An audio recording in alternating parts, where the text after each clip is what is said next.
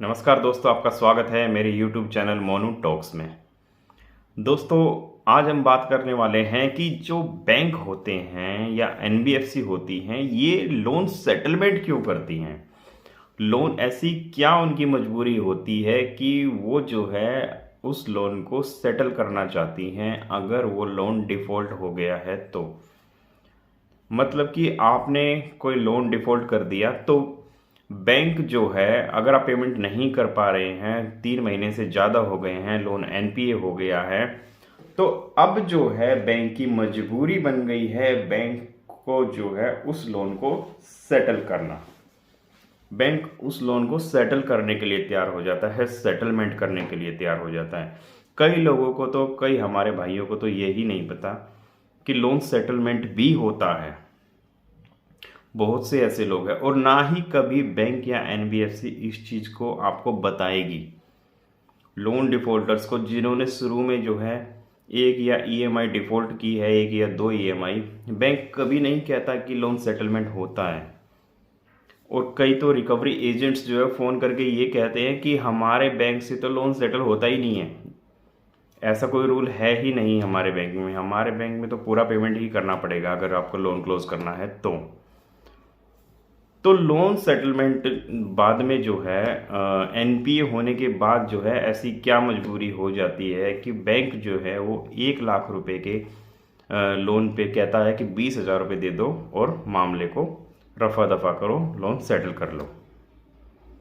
तो इस चीज़ के पीछे जो है वो इतना घाटा खाने के लिए क्यों तैयार है, क्यों वो चाहते हैं कि आप जो है बस 20% दे दो, 25% दे दो, और इस इतने में जो है हम आपके लोन को क्लोज कर देंगे, आपके लोन को जो है सेटल कर देंगे।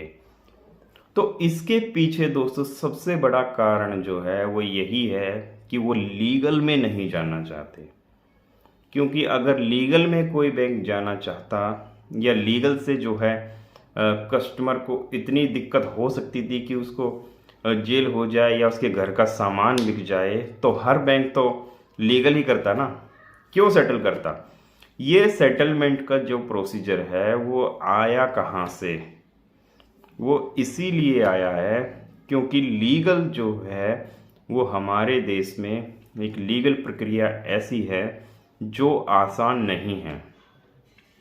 अगर बैंक जो है वो लीगल के चक्कर में पड़ गए तो उनको भी पता है कि जितना उन्होंने जो है लोन दे रखा है, इससे ज़्यादा तो जो है उनका पैसा लीगल प्रोसीडिंग में ही लग जाएगा। तो इसलिए जो है बैंक जो है वो लीगल में नहीं जाते हैं। वो लीगल लीगल बोल के आपको डराते ज़रूर हैं, वो आपको डराएंगे ज़रूर कि आपके ऊपर जो है वो लीगल कार्रवाई हो जाएगी, या जो है बैंक आपके पास लीगल नोटिस आएगा, या आपको आपके ऊपर जो है कोर्ट केस हो जाएगा। इस तरह से जो है वो हर हथकंडा अपना के जो है आपको डराने की कोशिश करते हैं। क्योंकि लीगल से जो है वो एक आम इंसान तो डरता ही है, लेकिन वो उनको भी पता है कि वो लीगल नहीं करेंगे। हाँ, वो अलग बात है कि लोन अगर कुछ ज़्यादा बड़ा हुआ, अमाउंट ज़्यादा बड़ा हुआ, तो उस चक्कर में हो सकता है कि वो लीगल कर भी लें। नहीं तो उससे पहले भी जो है कम से कम जो है वो 1 साल तो लेके चलते हैं। 3 महीने बाद लोन एनपीए होता है, उसके और 3 महीने बाद जो है राइट ऑफ भी हो जाता है। कई बैंक लेट करते हैं, कई बैंक थोड़ा जल्दी कर देते हैं राइट ऑफ। तो वो हर बैंक का थोड़ा अलग प्रोसीजर होता है। और उसके बाद और 3 महीने जो है लगभग बैंक या कंपनी जो है आपको देखती है कि ये बंदा जो है सेटलमेंट कर भी सकता है या नहीं। अगर उनको लगेगा कि सेटलमेंट हो जाएगा तो वो लीगल में जाते नहीं हैं, लीगल वो करते नहीं हैं। कहने का मतलब ये है कि आपको जो है 1 साल का टाइम जो है लगभग और मिल जाता है कि बैंक जो है वो लीगली नहीं जाते हैं, चाहे वो बड़ा भी लोन हो, चाहे वो बड़ा भी लोन हो। बैंक चाहता है कि वो कोर्ट में ना जाके या लीगल प्रोसीडिंग में ना जाके वो बाहर की बाहर सेटल हो जाए। बैंक ये चाहता है। अनसिक्योर्ड लोन की दोस्तों मैं बात कर रहा हूँ। अनसिक्योर्ड लोन में जैसे आपका बिजनेस लोन भी उसमें हो सकता है, एजुकेशन लोन भी हो सकता है, पर्सनल लोन, क्रेडिट कार्ड, इस तरह के जो लोन होते हैं जिसमें आपका जो है कुछ एसेट जो है, कुछ वो बैंक के पास जो है वो गिरवी ना रखा हो, बैंक के पास जमा ना हो। इस तरह के जो लोन होते हैं वो अनसिक्योर्ड लोन होते हैं। उनमें कोई बैंक के पास कुछ आपका कोई एसेट जमा नहीं होता है। अगर सिक्योर लोन होता है जिसमें बैंक के पास जो है आपके हो सकता है घर के कागज हो, या आपकी ज्वेलरी हो, या कोई बॉन्ड हो, या एफडी हो, बैंक के पास जमा हो, एफडी पर भी लोन मिल जाता है। तो उस केस में क्या है कि बैंक जो है ज़्यादा कोई नोटिस वगैरह या आपको रिकवरी एजेंट्स के थ्रू जो है इतना परेशान नहीं करेगा।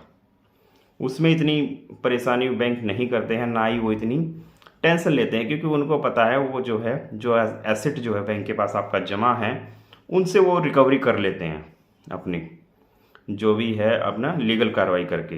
इलीगल उसमें कुछ नहीं करते हैं, इलीगल करते हैं अनसिक्योर्ड लोन में। और करते वो नहीं है, वो करवाते हैं। वो जो है इन रिकवरी एजेंट्स को, रिकवरी एजेंसियां जो होती हैं, इनको खुली छूट देते हैं। कई बैंक तो खुली छूट देते हैं, कई बैंक अच्छे भी हैं, ऐसा नहीं कहता कि हर बैंक ही जो है इस तरह की कार्रवाई करता है। कई बैंक इतनी खुली छूट देते हैं कि कस्टमर को जो है मेंटली इतना परेशान कर देते हैं, वो इतना हरासमेंट कर देते हैं कि कस्टमर जो है वो सुसाइड तक सोच लेता है कि सुसाइड कर लूँ मैं। इस तरह तक जो है लोगों को परेशान किया गया है। बहुत सी खबरें जो हैं आप न्यूज़पेपर में देखते होंगे या आप फ़ोन में आप पढ़ते होंगे, फ़ोन में भी आती हैं बहुत सारी खबरें। तो ऐसी बहुत खबरें सुनने को मिलती हैं कि कर्ज के तले दबकर जो है लोगों ने सुसाइड कर लिया या आत्महत्या कर ली। तो इस तरह की जो है काफ़ी बातें जो हैं सुनने को मिलती हैं। वो इन रिकवरी एजेंट्स की प्रताड़ना की वजह से ही लोग जो है वो ऐसा करते हैं। हालांकि होता है ये सब कुछ इलीगल, लेकिन आम जो बंदे हैं, आम जो नागरिक है इस देश का, वो इतना एजुकेटेड नहीं है, और ना ही जो है उसको अपने राइट्स पता है, और ना ही जो है वो राइट्स उसको किसी ने बताए हैं। तो ना ही कोई बताने। आज का जो है ज़माना वो डिजिटलाइजेशन का ज़माना है, डिजिटल ज़माना है। सबके हाथ में फ़ोन है, और उस फ़ोन का दोस्तों फ़ायदा उठाओ, उससे नॉलेज लो, उसको अच्छे काम के लिए इस्तेमाल करो। हर चीज़ की जो है वो नॉलेज आपको होनी चाहिए, पता होनी चाहिए कि आपके क्या राइट्स हैं, और बैंक जो है आपको किस हद तक जो है परेशान कर सकता है। बैंक के पास क्या राइट्स हैं, क्या बैंक के पास राइट्स हैं आपको परेशान करने के, आपको इलीगल हरासमेंट करने के, आपके पास रिकवरी एजेंट्स भेजने के 3-3, 4-4 जो आपके साथ जो है बदतमीजी करें? ऐसा कोई राइट्स नहीं है उनके पास। और इसी का जो फ़ायदा है वो रिकवरी एजेंट्स, क्योंकि उनको पता है कस्टमर को कोई नॉलेज है ही नहीं उसके राइट्स के बारे में। लेकिन मैंने ये बेड़ा उठाया है कि आपको जो है आपके राइट्स बताऊं, और बताऊं कि क्या आपके अधिकार है, कैसे जो है आपको इन रिकवरी वाले गुंडों से लड़ना है, कैसे जो है आपको उनसे अपने अधिकारों को छीनना है, क्योंकि वो अधिकार नहीं देंगे आपको अपने अधिकार जो है खुद से छीनने हैं। तो दोस्तों कुल मिला के ये है कि आपको जो है रिकवरी एजेंट से जो है डरना नहीं है, उनसे डरने का तो कोई काम ही नहीं है। बिल्कुल कॉन्फिडेंस के साथ जो है उनसे बात करो और उनको जवाब दो। आपको बस बोलना आना चाहिए, आपको बिल्कुल कॉन्फिडेंस के साथ जो है बिना डरे जो है उनसे बात करनी है, उनसे बोलना है, उनको हर चीज़ का जो है जवाब देना है। रही बात लीगल की, लीगल में जो है वो इतना जल्दी नहीं जाते हैं, जैसे कि मैंने आपको बताया साल भर तक का जो है टाइम लग जाता है लीगल में जाने के लिए। उससे पहले जो है वो चाहते हैं वो कि लोन सेटल हो जाए, तो आपको जो है साल भर तक का टाइम मिलता है, आप अपने लोन को सेटल कर सकते हैं।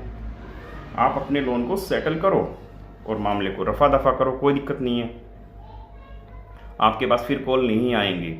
हाँ, सिविल तो आपका ज़रूर ख़राब होगा, लेकिन दोस्तों हमें सिविल नहीं, हमें अपना प्रेजेंट बचाना है। फ्यूचर की मत सोचो, फिलहाल प्रेजेंट की सोचो कि प्रेजेंट में आपके साथ क्या सिचुएशन है और इससे जो है आपको कैसे निकलना है, आपको जो है इस कर्जे के जंजाल से कैसे निकलना है। तो लोन सेटल होगा, बिल्कुल सेटल होगा, और ये कंपनियां करेंगी सेटल। ऐसा नहीं है कि कोई लोन सेटल नहीं होता है, सब सेटल होता है और ये सेटलमेंट होता रहेगा आगे तक भी। ठीक है दोस्तों, तो अगर आपका कोई कमेंट है, कोई मैसेज है, कुछ चीज़ ना समझ में आई हो तो आप मुझे कमेंट कर सकते हैं, मैसेज कर सकते हैं, वीडियो को लाइक कर सकते हैं। दोस्तों मिलते हैं आपसे नेक्स्ट वीडियो में, तब तक के लिए जय हिंद।